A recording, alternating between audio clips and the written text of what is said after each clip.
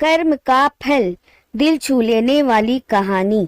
एक गांव में एक किसान रहता था। उसके परिवार में उसकी पत्नी और एक लड़का था। कुछ सालों के बाद पत्नी की मृत्यु हो गई। उस समय लड़के की उम्र 10 साल थी।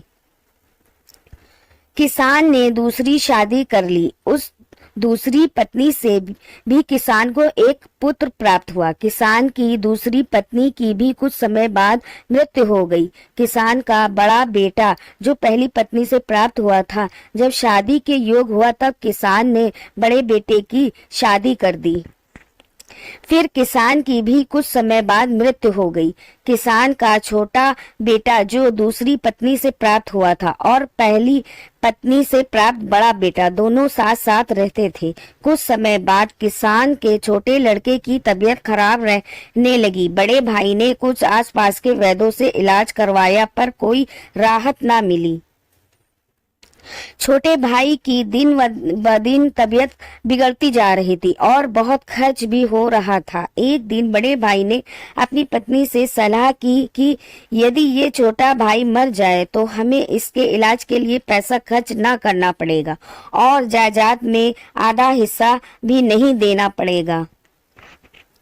तब उसकी पत्नी ने कहा कि क्यों ना किसी वैद्य से बात करके इसे जहर दे दिया जाए। किसी को पता भी न चलेगा, किसी रिश्तेदार में भी कोई शक न करेगा कि बीमार था, बीमारी से मृत्यु हो गई। बड़े भाई ने ऐसा ही किया। एक वैद्य से बात की कि आप अपनी फीस बताओ, ऐसा करना, मेरे छोटे बीमार भाई को दवा के बहाने से जहर देना है। वैद्य ने बात मान ली और लड़के को जहर दे दिया और लड़के की मृत्यु हो गई। उसके भाई भाभी ने खुशी मनाई कि रास्ते का कांटा निकल गया, अब सारी संपत्ति अपनी हो गई। उसका अंतिम संस्कार कर दिया गया। कुछ महीनों पश्चात उस किसान के बड़े लड़के की पत्नी को लड़का हुआ। उन पति पत्नी ने खूब खुशी मनाई, बड़े ही लाड प्यार से लड़के की परवरिश की। कुछ ही गिने वर्षों में लड़का जवान हो गया। उन्होंने अपने लड़के की भी शादी कर दी। शादी के कुछ समय बाद अचानक लड़का बीमार रहने लगा।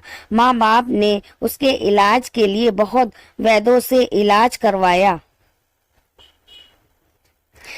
जिसने जितना पैसा मांगा दिया।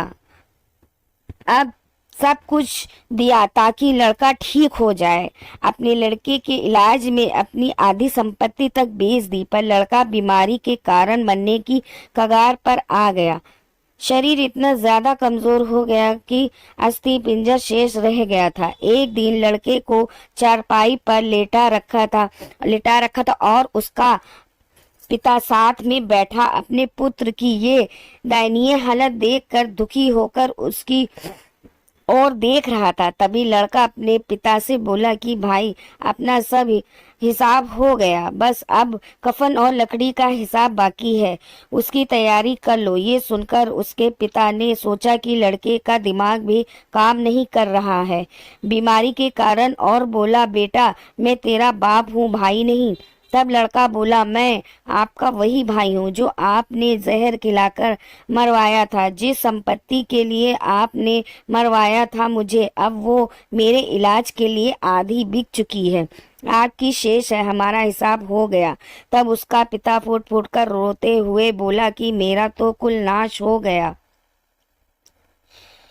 जो किया मेरे आगे आ गया, पर तेरी पत्नी का क्या दोष है जो इस बेचारी को जिंदा जलाया जाएगा।